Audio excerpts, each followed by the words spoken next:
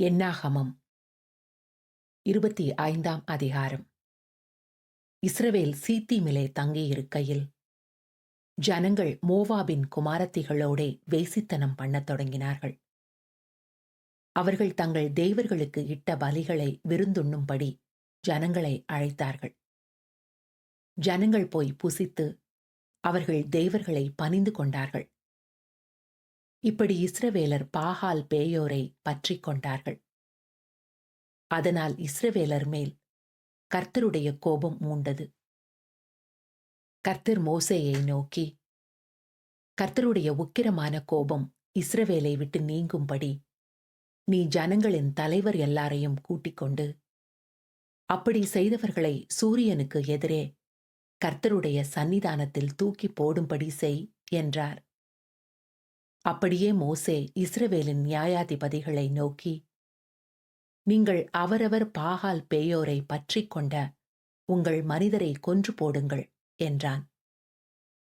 அப்பொழுது மோசேயும் இஸ்ரவேல் புத்திரராகிய சபையார் அனைவரும் ஆசரிப்பு கூடார வாசலுக்கு முன்பாக அழுது கொண்டு நிற்கையில், அவர்கள் கண்களுக்கு முன்பாக இஸ்ரவேல் புத்திரரில் ஒருவன் ஒரு மீதியானிய ஸ்திரியை தன் சகோதரிடத்தில் அழைத்து கொண்டு வந்தான்.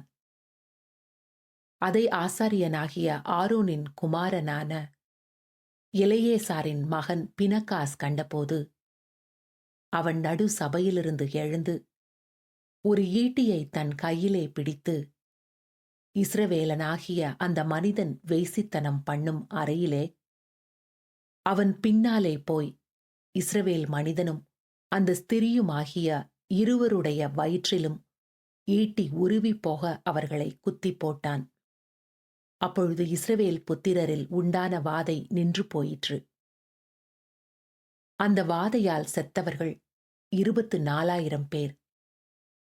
கர்த்தர் மோசேயை நோக்கி, நான் என் எரிச்சலில் இஸ்ரவேல் புத்திரரை நிர்மூலமாக்காதபடிக்கு ஆசாரியனாகிய ஆரோனின் குமாரனான எலெயாசாரின் மகன் பினகாஸ் என் நிமித்தம் அவர்கள் நடுவில் பக்தி வைராக்கியம் காண்பித்ததினால் இஸ்ரவேல் புத்திரர் மேல் உண்டான என் உக்கிரத்தை திருப்பினேன்.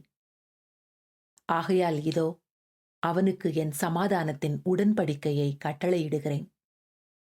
அவன் தன் தேவனுக்காக பக்தி வைராக்கியம் காண்பித்து இஸ்ரவேல் புத்திரருக்காக பாவ நிவர்த்தி செய்தபடியினால் அவனுக்கும் அவனுக்கு பின்பு அவன் சந்ததிக்கும் நித்திய ஆசாரிய பட்டத்துக்குரிய உடன்படிக்கை உண்டாயிருக்கும் என்று சொல் என்றார். மீதியானிய ஸ்திரியோடே குத்துண்டு செத்த இஸ்ரவேல் மனிதனுடைய பேர் சிம்ரி. அவன் சல்லூவின் குமாரனும் சிமியோனியரின் தகப்பன் வம்சத்தில் ஒரு பிரபுவுமாயிருந்தான். குத்துண்ட மீதியானிய ஸ்திரியின் பேர் கஸ்பி. அவள் சூரின் குமாரத்தி. அவன் மீதியானியருடைய தகப்பன் வம்சத்தாரான ஜனங்களுக்கு தலைவனாயிருந்தான். கர்த்தர் மோசேயை நோக்கி, மீதியானியரை நெருக்கி அவர்களை வெட்டி போடுங்கள். பேயோரின் சங்கதியிலும் பேயோரின் நிமித்தம் வாதை உண்டான நாளிலே குத்துண்ட அவர்கள் சகோதரியாகிய கஸ்பி என்னும் மீதியான் பிரபுவினுடைய குமாரத்தியின் சங்கதியிலும் அவர்கள் உங்களுக்கு செய்த சற்பனைகளினால் உங்களை மோசம் போக்கி நெருக்கினார்களே என்றார்.